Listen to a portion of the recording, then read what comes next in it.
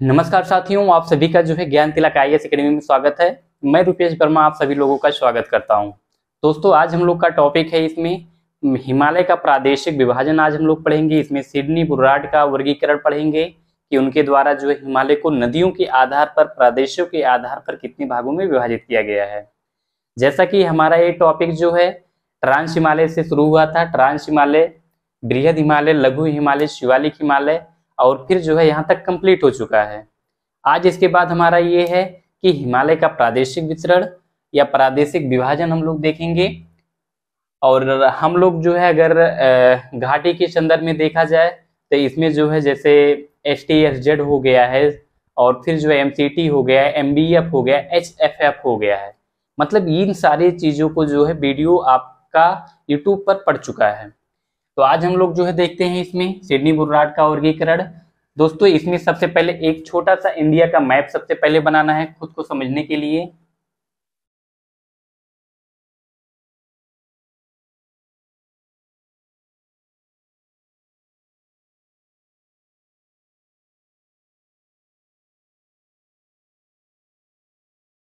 तो हमको ज्यादा नहीं करना है इसमें, बस हमको आज इसमें केवल यही समझना है, यहां से लेकर जो है हमको यहां तक समझना है। बस हमको क्या समझना है, हमको जो है आज इसमें हिमालय मान लेते हैं। क्या है ये हमारा, क्या है ये हमारा हिमालय है। क्या है, हिमालय है, ठीक। और फिर जो है ये भी पता है कि सिंधु नदी कहाँ प्रवाहित होती है। सेम इसी स्ट्रक्चर को हम यहाँ पर जो है एक इसी चीज को देख सकते हैं। ये देखिए, ये क्या हो गया हमारा, ये हमारा क्या हो गया, ये हिमालय वाला पार्ट हो गया, ठीक। ये हिमालय वाला पार्ट, सेम यही चीज है। अब देखिए यहाँ पर आपका क्या है, यहाँ आपका जो है सिंधु नदी है। क्या है, सिंधु नदी। तो यहाँ पर हम क्या लिखेंगे, यहाँ पर हमारा ये सिंधु नदी है, सिंधु रिवर, ठीक। अब सिंधु नदी यहाँ पर है तो यहाँ पर हिमाचल प्रदेश में जो है आपका सतलज नदी प्रवाहित होता है। तो सिंधु और सतलज नदी के मध्य के प्रदेश को क्या कहा जाता है, पंजाब हिमालय कहा जाता है। तो यहाँ पर हम कर सकते हैं कि यहाँ पर ये जो नदी है, ये कौन सी नदी है, ये सतलज है, ये सतलज रिवर है। और दोस्तों इसके मध्य का जो भाग है, इसी को ही जो है पंजाब हिमालय कहा जाता है। पंजाब हिमालय, इसी को पंजाब हिमालय कहा जाता है। तो यहाँ पर क्या है आपका सतलज, ठीक। अब देखिए सतलज से लेकर काली कहाँ प्रवाहित होती है, काली जो है देखेंगे कि उत्तराखंड के बॉर्डर पर प्रवाहित होता है। मान लेते हैं सतलज था तो यहाँ आपका क्या है, ये काली है, इसको हम काली मान लेते हैं। और काली जो है, अब सतलज से ये क्या है, ये काली नदी है, काली नदी, काली रिवर। दोस्तों सतलज से काली नदी के मध्य है। तो यहाँ पर जो है इसे क्या कहा जाता है, चूंकि भाई हिमाचल प्रदेश के बाद उत्तराखंड आता है तो उत्तराखंड को कुमायूं कहा जाता है। तो इसे क्या नाम दे दिया गया है, कुमायूं हिमालय। तो इसे क्या कहा जाता है, कुमायूं हिमालय, कुमायूं हिमालय। अब देखिए ये तो आपका यहाँ पर ये काली नदी हो गया। अब दोस्तों देखेंगे कि नेपाल और सिक्किम में जो है तीस्ता नदी प्रवाहित होती है। कौन सी नदी, तीस्ता नदी। जैसा कि आप जैसे देख सकते हैं कि मान लीजिए भूटान यहाँ पर है, ये सिक्किम है। काली जो हम थोड़ा छोटा लिख देते हैं, काली यहाँ पर काली हो गया। और ये आपका जो है सिक्किम है, ये क्या है, ये आपका सिक्किम है, ठीक। तो सिक्किम में यहाँ पर कौन सी प्रवाहित होती है, तीस्ता नदी, तीस्ता रिवर। तो यहाँ पर जो हम लिख देंगे तीस्ता रिवर।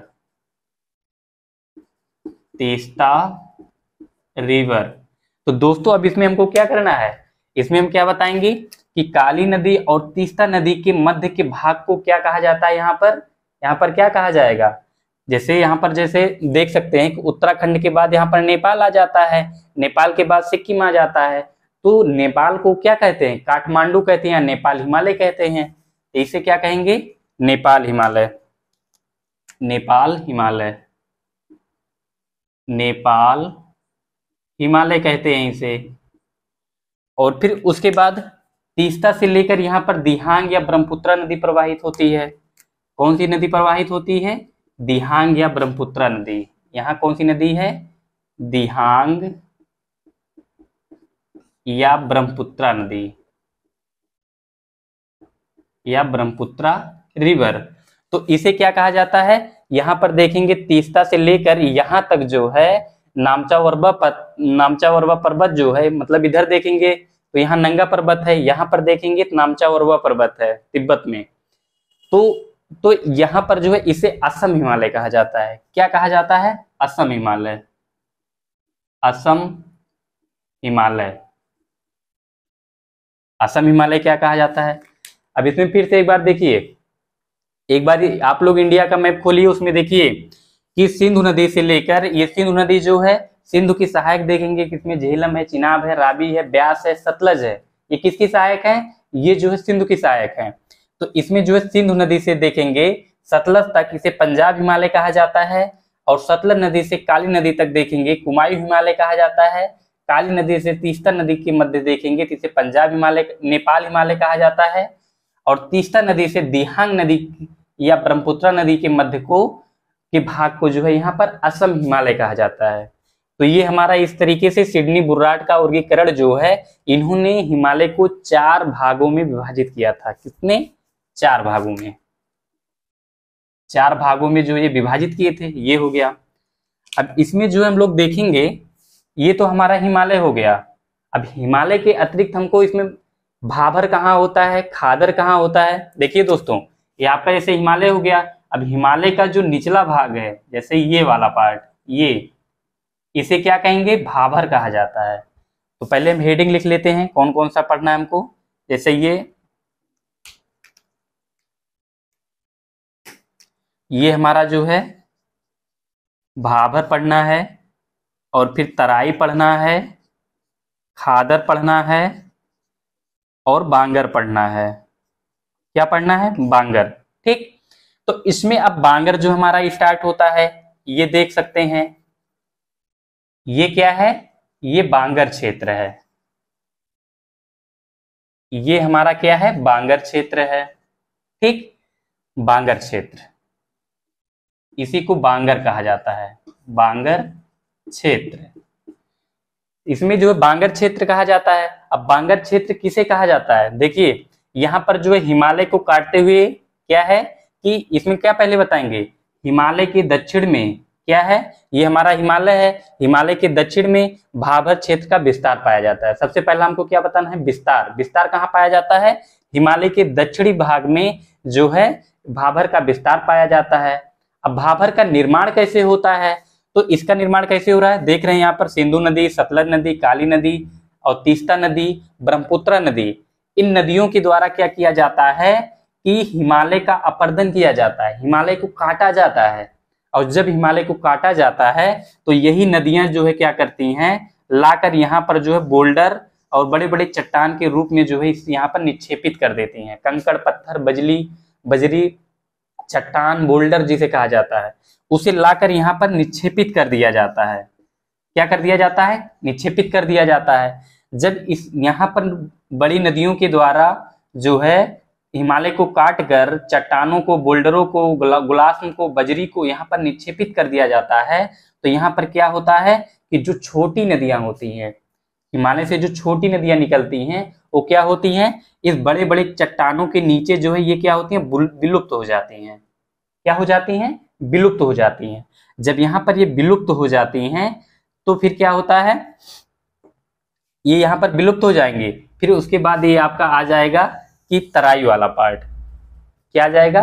तराई वाला क्षेत्र। तो यहाँ पर मेन इंपॉर्टेंट क्या है कि नदियों के द्वारा जो है हिमालय को काटकर यहाँ पर चट्टान हो गए, बोल्डर हो गए, चट्टान, बोल्डर आदि निक्षेपित किए जाते हैं यहाँ पर। ठीक, और ये हो गए। और इसमें जो है इसमें हम दिखा सकते हैं कि जो छोटी नदियां हैं वो विलुप्त हैं। इसमें जो छोटी नदियां हैं क्या है? ये विलुप्त हैं, विलुप्त। विलुप्त हैं।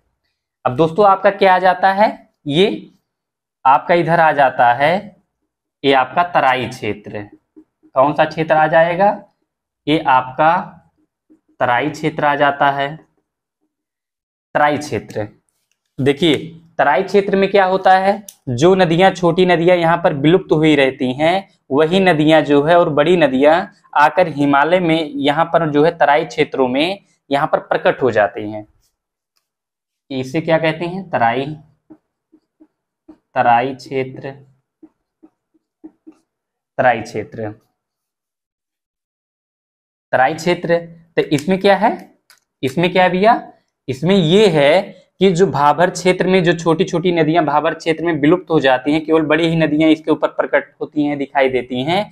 इसमें जो है क्या होती हैं, जब यही नदियां जो है तराई क्षेत्रों में प्रवेश करती हैं तो क्या होता है, ये दृष्टिगत होती हैं, मतलब दिखाई पड़ने लगती हैं। कहने का मतलब क्या है कि जो बड़ी नदियां हैं और जो छोटी नदियां हैं वो तराई वाले भागों में आकर वो दिखने लगती हैं। ठीक, अब जब यहाँ पर जो है क्या होता है कि यहाँ पर जो है नदियां क्या होती हैं, दृष्टिगत हो जाती हैं। दृष्टिगत मतलब दिखने लगती हैं, दृष्टिगत, दृष्टिगत रिवर। ठीक है, तो इसमें जो नदियां होती हैं वो दिखाई पड़ने लगती हैं। और यहाँ की सबसे महत्वपूर्ण अगर विशेषता देखेंगे या यहाँ पर कहेंगे कि भाबर के जो है दक्षिण में तराई क्षेत्र का विस्तार पाया जाता है और भाबर में विलुप्त नदियां जो है तराई क्षेत्रों में प्रकट होती हैं। और यहाँ पर जो है भाबर क्षेत्र में, तराई क्षेत्रों में जो है यहाँ पर पाताल तोड़ कुएं पाए जाते हैं, सिनकोना के वृक्षों की अधिकता पाई जाती है। तो यहाँ पर क्या है, यहाँ पर पाताल तोड़ कुएं पाए जाते हैं। क्या पाए जाते हैं, पाताल तोड़ कुएं, पाताल, पाताल तोड़ कुएं, पाताल तोड़ कुएं पाए जाते हैं। और सिनकोना वृक्ष, सिनकोना, सिनकोना वृक्ष की अधिकता पाई जाती है। इसकी विशेषता क्या है, इसकी विशेषता क्या है कि यहाँ पर जो है पाताल तोड़ कुएं पाए जाते हैं और सिनकोना वृक्षों की अधिकता यहाँ पर पाई जाती है। अब तराई वाले क्षेत्र में कौन सा आ जाएगा, आपका जो है उत्तरी उत्तर प्रदेश आ जाएगा, उत्तरी उत्तर प्रदेश और पूर्वी उत्तर प्रदेश आ जाएगा। और फिर उसके बाद आपका क्या आ जाएगा कि बिहार का जो भाग है, उत्तरी बिहार वाला भाग, ये तराई क्षेत्र के अंतर्गत आता है। ठीक, ये हुआ। अब इसके बाद हमारा ये स्टार्ट होता है, इसके बाद हमारा ये स्टार्ट होता है कि खादर और बांगर। ये क्या हुआ, जैसे ये तो तराई क्षेत्र हो गया, मैदान हो गया, मैदानों से जब नदियां जो है क्या होती हैं, जब नदियां, जैसे यहाँ तराई क्षेत्रों से, अब यहाँ पर क्या है, ये नदी है, नदी है और ये मैदान है, तो ये आपका खादर है, ये आपका खादर है और ये आपका बांगर है, बांगर, ये आपका खादर, खादर और ये आपका बांगर, बांगर। ठीक, अब इसमें हम क्या बताएंगे कि जो नदियां अब तक यहाँ तराई क्षेत्र में जो है प्रवाहित हो रही थी, वही नदियां जो है क्या होता है कि जब नदी अपने प्राकृतिक तटबंध को तोड़कर, जैसे मान लेते हैं क्या है, ये तराई क्षेत्र का ये क्या है, ये बॉर्डर है तराई क्षेत्र का, और जब ये तराई क्षेत्र में ये बॉर्डर है तो इन नदियों के द्वारा क्या किया जाता है कि आसपास के जो तटबंध होते हैं, जो प्राकृतिक तटबंध होते हैं, नदी के द्वारा उसे तोड़ दिया जाता है। ठीक है, जैसे जब नदी मैदानी भागों में प्रवेश करती है तो अब विसर्पण करते हुए प्रवाहित होती है, और वो क्या करती है, जो प्राकृतिक तटबंध होता है उसे वो तोड़ देती है। जब प्राकृतिक तटबंध टूट जाता है तो वहां निचले भागों पे या वहां पर जो है जो घर मकान पेड़ पौधे रहते हैं सब जलमग्न हो जाते हैं। एक तरीके से क्या कहते हैं, वहां पर बाढ़ की दशा उत्पन्न हो जाती है। जब वहां पर बाढ़ की दशा उत्पन्न हो जाती है तो यहां तक कह सकते हैं कि जहां तक वर्षा का पानी, क्या कहेंगे, मतलब जो है वह क्षेत्र जहां पर प्रतिवर्ष वर्षा का जल पहुंच जाता है और नवीन जलोढ़ मृदा का निर्माण होता है, उसी को ही खादर कहा जाता है। भाई आप लोग, बरसात का मौसम चल रहा है, ग्रामीण क्षेत्रों में दिख रहा होगा कि जो है नॉर्मली देख लीजिए, नदी की एग्जाम्पल छोड़िए, नाला का ही देख लीजिए, नदी का छोटे पैमाने पर ही उसको समझ सकते हैं हम लोग।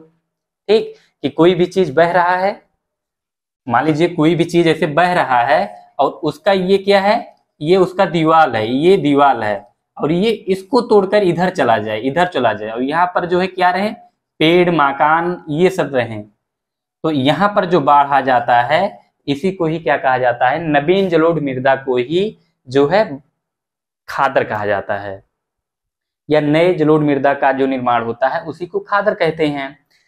अब बांगर किसे कहा जाता है, बांगर क्षेत्र, बांगर क्षेत्र इसको ये कह सकते हैं कि जहां पर प्रतिवर्ष, क्या कहेंगे, जहां पर प्रतिवर्ष बाढ़ का जल या वर्षा का जल नहीं पहुंच पाता है, और यहाँ पर क्या होता है, यहाँ पर क्या होता है कि जो है ना तो वर्षा का जल पहुंच रहा है, तो जब वर्षा का जल नहीं पहुंचेगा तो वहां पर नवीन जलोढ़ मृदा का निर्माण नहीं होगा, तो फिर किसका निर्माण होगा, पुरानी जलोढ़ मृदा बनी की बनी रहती है। ठीक है, जैसे आसपास अपने स्थानीय स्तर पर देखेंगे कि गांव के कुछ क्षेत्र ऐसे भी होते हैं जहां पर वर्षा हो रहा है, पानी उस पर नहीं टिकता, कुछ भाग काफी ऊंचाई के होते हैं, पानी वर्षा नीचे उतर गया, वहां पर पानी टिकता ही नहीं, कहते नहीं गांव में परती, ना तो उसमें फसल का ठीक से उत्पादन होता है ना, और उसमें जो ह्यूमस की कमी होती है, A00O का संस्तर का अभाव पाया जाता है, ये सारी समस्या।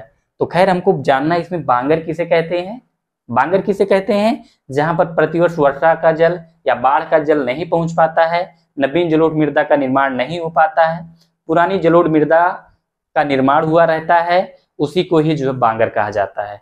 अब जो ये बांगर होता है, यहाँ पर क्या होता है कि ह्यूमस का अभाव पाया जाता है, इसमें A00 संस्तर का जो है विकास ठीक से नहीं हो पाता। तो दोस्तों ये आपका जो है सिडनी बुर्राट का ये वर्गीकरण जो है ये आपका कंप्लीट हुआ। ठीक, और एक बार जो है हम इसी चीज को फिर से इसी चीज को एक बार रिवीजन कर देते हैं आप लोग के लिए। क्या है कि हिमालय को 4 भागों में बांटा गया, क्या किया गया, हिमालय को 4 प्रादेशिक भागों में बांटा गया। पहला क्या है, सतलज से लेकर जो है सिंधु से लेकर सतलज तक इसे क्या कहा जाता है, पंजाब हिमालय कहा जाता है। सतलज से काली तक इसे कुमायूं हिमालय कहा जाता है, और काली से तीस्ता तक इसे नेपाल हिमालय कहा जाता है, और तीस्ता से दिहांग या ब्रह्मपुत्र नदी तक जो इसे क्या कहा जाता है, सेटेलाइट